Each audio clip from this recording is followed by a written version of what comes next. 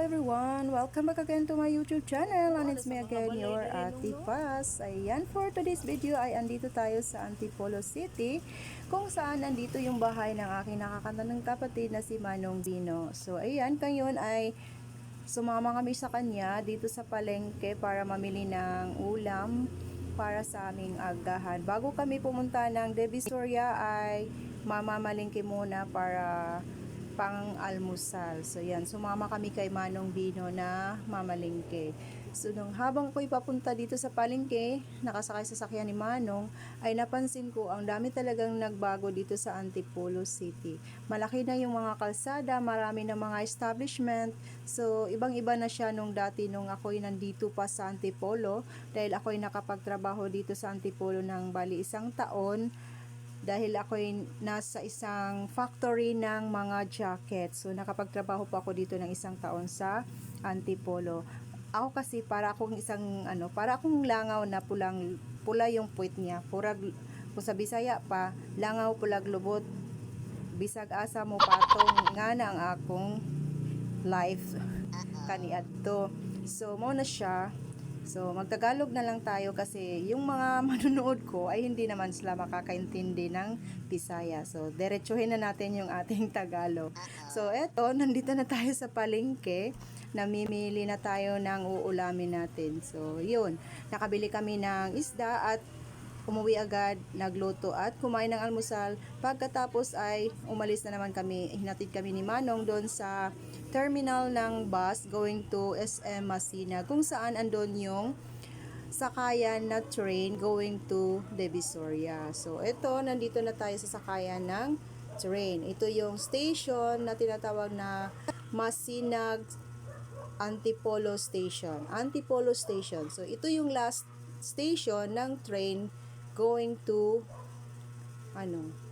Divisoria. Yun. So, bago tayo makasakay sa train ay kukuha muna tayo ng ticket. So, para bigyan tayo ng card.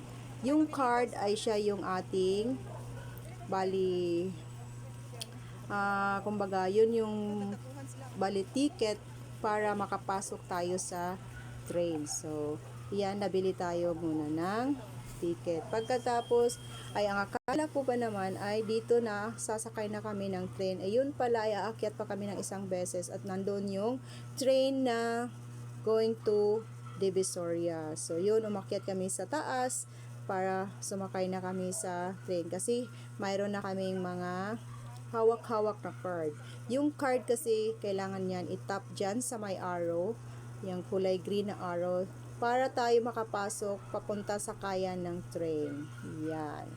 So, kasi, hindi man ako kasi, sanay dito sa Manila. Minsan lang naman ako. Dati kasi, nung nandito ako sa Manila, hindi man ako nasakay ng train.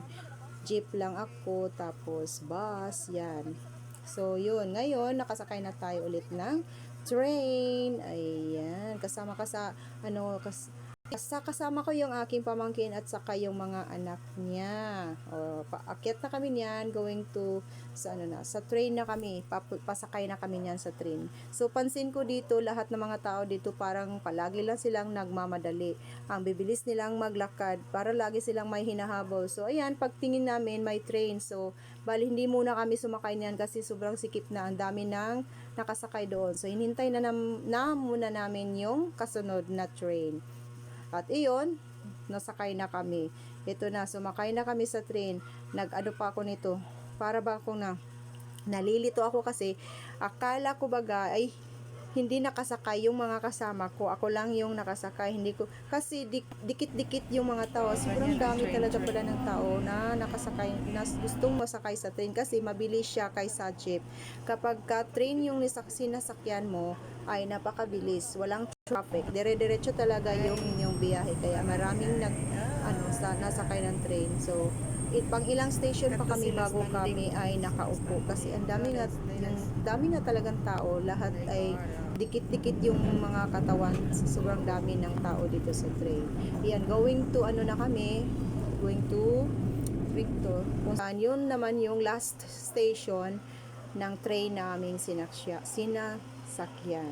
So this time nababa na kami. Ito na yung last station, yung Recto station, which is in Divisoria na. Malapit na siya sa mga pamilihan ng mga murang mga bilihin.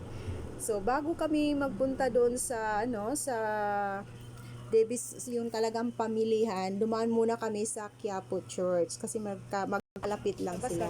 So pumunta muna kami ng Quiapo Church. Then after that ay saka kami pumunta sa isang mall na magkadikit lang din yung mga mall dito. Yung mall na 168 168 ano pa ba? Talaga naman 999 yata yun. Tapos mayroong parang pure gold, ewan ko ba, basta yun, ang nagkaano lang sila. Tapos mayroon doon sa kalsada, pero ang laki na ng pagbabago ng Divisoria kasi hindi na siya masikip, maluwag na ang kalsada, wala na siyang mga tinda sa kalsada, hindi tulad nung dati na parang halos hindi ka makalakad sa kalsada, parang dikit na dikit yung mga tinda. Ngayon ay ibang-iba na. So, dito muna kami mananghalian sa isang food court ng 168. So, kumain. Yung sadya talaga namin is yung ingbitin na hopya.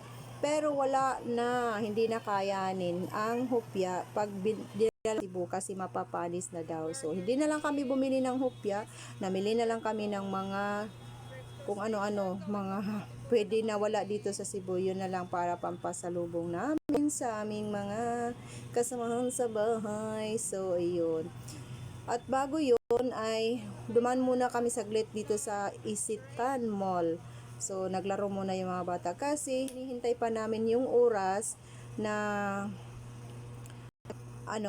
chinansa namin yung oras na pagkarating namin doon sa SM Masinag kasi magtatambay muna kami sa SM Masinag dahil ay naghihintay kami sa aking pamangkin. So eto, sumakay na kami ng train going back to Antipolo. So balik kami sa last station ng train, LRT2 yata ito, parang LRT2. So last is yung SM Masinag, Antipolo. So doon kami nababa. Ayan yung ating makikita kapag tayo nakasakay ng train going to Antipolo. Ayan, ang lalaki ng mga buildings. So ang dadaming mga maralaking buildings, mga condominiums. Super, ang laki talaga ng Manila. Grabe. Iba So, lahat ay ano ba yung tawag yan? Ito, yan pala yung yung Pasig River yata yan. Yan man yata yan. Hindi ko kasi familiar ang Manila. Matagal ako sa Manila pero hindi man ako makalagwat siya doon. Ano lang ako, trabaho, tapos bahay, yun lang naman ang ginagawa ko noon. Kaya I'm not familiar with the place in Manila. O diba? Yan yung ating makikita pag nasa train tayo going to Antipolo. Ang ganda naman ng ng mga paligid. So, ayun, pagdating namin sa SM Masinag, yung last station may SM doon. Tumawid lang kami, tapos may SM. Nagutom ang mga bata, pati na rin ang mga matsatsanda. So, kainan muna tayo. Snacks lang tayo ng pizza. So, lang muna, snacks muna tayo kasi hindi tayo tawag yan? Yung heavy tawag ba yan?